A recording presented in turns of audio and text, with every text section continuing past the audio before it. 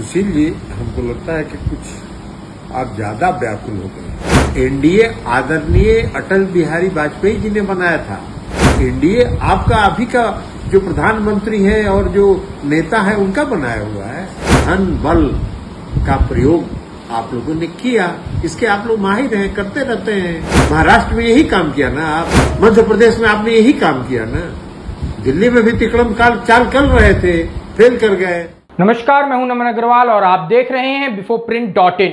मणिपुर में जदयू के 6 में से 5 विधायकों के अचानक बीजेपी में चले जाने के बाद बिहार की सियासत गर्मा गई है। इसको लेकर के बीजेपी और जदयू के बीच सोशल मीडिया पर सियासी जंग छिड़ गई है। जदयू के राष्ट्रीय अध्यक्ष ललन सिंह ने सोशल मीडिया पर एक वीडियो जारी कर बीजेपी नेता सुशील कुमार मोदी पर बड़ा हमला बोला है। ललन सिंह ने कहा है कि सुशील कुमार मोदी कुछ पाने की लालच में ज्यादा ही व्याकुल हो गए हैं। ललन सिंह ने कहा कि सुशील मोदी इन दिनों कुछ ज्यादा ही व्याकुल हो रहे हैं और व्याकुलता में गलत बयान कर रहे हैं। अरुणाचल के 7 में से 6 विधायकों को 2020 में जदयू से तोड़कर बीजेपी में ज्वाइन करा लिया गया था। बीजेपी ने कभी भी गठबंधन धर्म का पालन नहीं किया। पूर्व प्रधानमंत्री अटल बिहारी वाजपेयी ने एनडीए को बनाया था, जिसमें यह तय हुआ था कि एनडीए में एक दल से दूसरे दल में कोई भी पार्टी में शामिल नहीं कराएगा। बीजेपी ने इसका उल्लंघन किया। उन्होंने कहा कि अटल बिहारी वाजपेयी, लाल कृष्ण आडवाणी और मुरली मनोहर जोशी जैसे नेताओं ने एनडीए बनाया था और उन्होंने गठबंधन धर्म का बखूबी पालन किया था। लेकिन 2020 में जदयू के एनडीए में रहने के बावजूद उसके 6 विधायकों को बीजेपी में शामिल कराया गया। बिहार में सरकार बदलने के बाद मणिपुर के सभी विधायक पटना पहुंचे थे और अपनी एकजुटता दिखाते हुए वापस लौटे। राष्ट्रीय परिषद की बैठक में सभी विधायक आने वाले थे, लेकिन इसी बीच बीजेपी ने धनबल का प्रयोग किया। उन्होंने कहा कि बीजेपी के लोग हताशा में आकर ऐसा काम कर रहे हैं। सुशील जी, हमको लगता है कि कुछ आप ज्यादा व्याकुल हो गए और व्याकुलता में गलत सलत बात भी बोल रहे हैं। अरुणाचल के 7 में से 6 विधायकों को आपने 2020 में अलग किया, 2020 में भारतीय जनता पार्टी में ज्वाइन कराया। गठबंधन धर्म का आपने पालन नहीं किया। एनडीए आदरणीय अटल बिहारी वाजपेयी जी ने बनाया था। उन्होंने एक आचार संहिता बनाई थी कि एनडीए के अंदर एक दल से दूसरे दल में कोई किसी को अपनी पार्टी में शामिल नहीं कराएगा। उसका भी उल्लंघन आपने किया।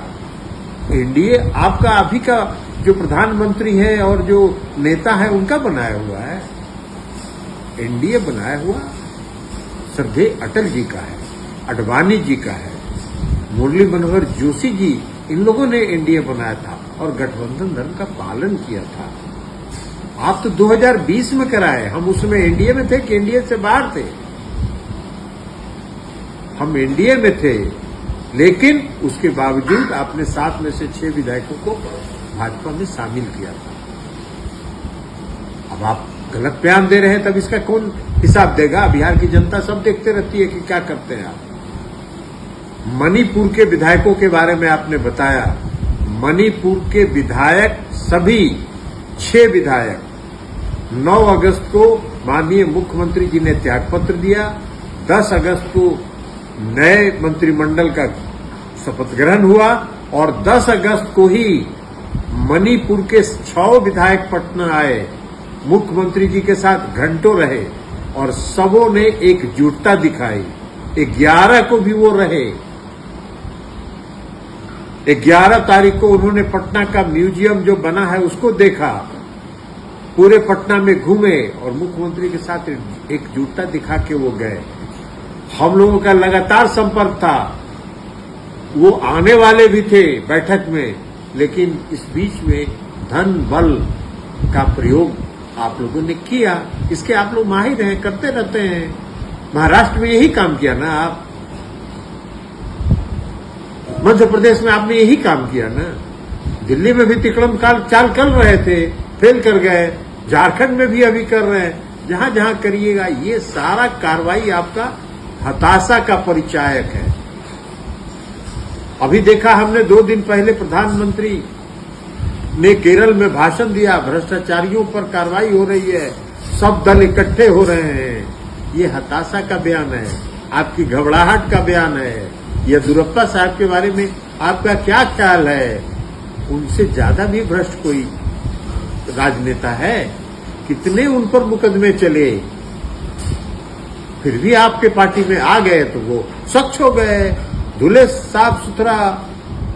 तो इसलिए गलत सलत बयान मत कीजिएगा। हम लोग तो कह ही रहे हैं, हम लोग की शुभकामना सुशील जी आपके साथ है। जितना जल्दी आप कुछ बन जाइए, हम लोगों को कोई आपत्ति नहीं है। अगर आपको हमारा वीडियो पसंद आया हो तो इसे लाइक करें, सब्सक्राइब करें और साथ ही बेल आइकन दबाना ना भूलें।